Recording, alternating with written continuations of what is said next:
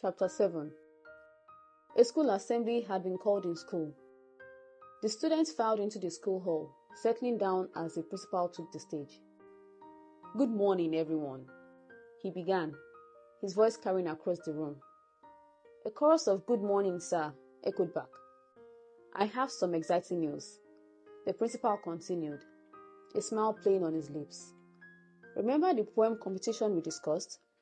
Well, some of our students have been shortlisted." A wave of applause rippled through the hall.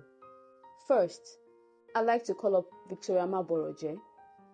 Victoria stood, her heart racing as she made her way to the front amidst enthusiastic clapping. We also have Olatunji Grace, Samson Emmanuel, and Francis Peace. They each will present 2 more poems, and those finally selected will represent us in Abuja on the 22nd of July. Additionally, I believe this has been a productive session, and you all see the results of your hard work at the prize-giving ceremony. I pray the Lord will help you all.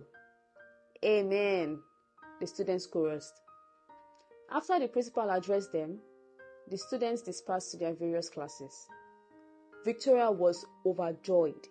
It had indeed been a remarkable session for her. Her UTME scores was 323, and she was expecting distinctions in all her SSCE papers. To top it off, she was shortlisted for the poetry competition.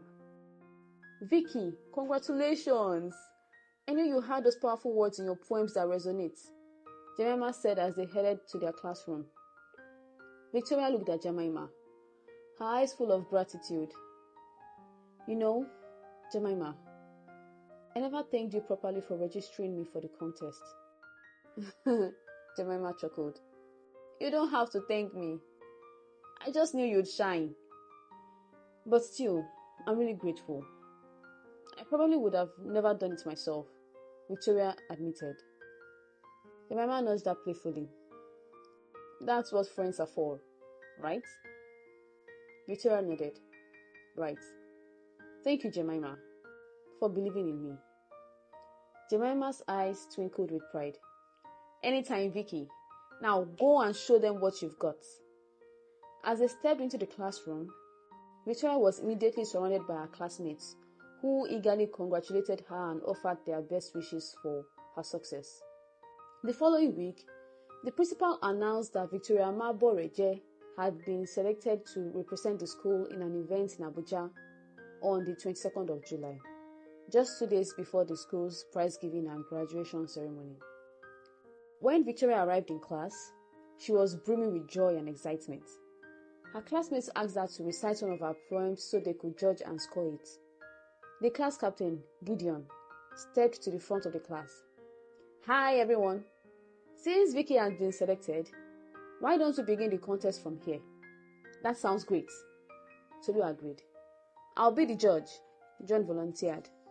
"Okay, Vicky, let's see what you've got," Gideon encouraged. Victoria glanced at Jemima, who was already beaming and urging her to go to the front of the class. "Let's clap as we welcome Victoria Maboroje," Gideon announced. "Go Vicky, go Vicky," her classmates cheered. Victoria hesitated, then said shyly, "All right, I'll recite one." "We want you to be bold," Jack urged. "Who knows, you might be the winner and have to give a speech. We are just preparing you." "That's right," Cholo added. The other members of the class nodded in agreement. Victoria began. "We sit, rest our minds, stretch our legs and yawn at the beginning of our lives. But as we grow, we realize that life is not a bed of roses.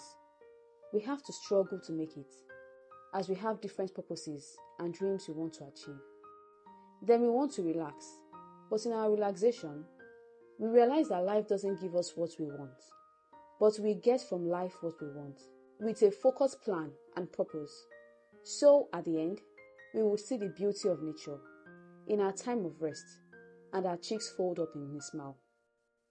As she finished, her classmates erupted into applause. "That was deep," John said, nodding appreciatively. "And fantastic," Tolu added. "It was really nice. Gideon commented. Busy raised her hands and spoke up. Excuse me, everyone. Since we've all been thinking about what to present as the graduating set, why don't we compose a song? Victoria could perform her poem as a solo, and then Jack could rap. That's a great idea. Fantastic. John, the ever-dramatic one, exclaimed enthusiastically. We can start rehearsals next week, Kiki said. Vicky, get us a poem, she added. Okay, Victoria agreed, excited about the new project.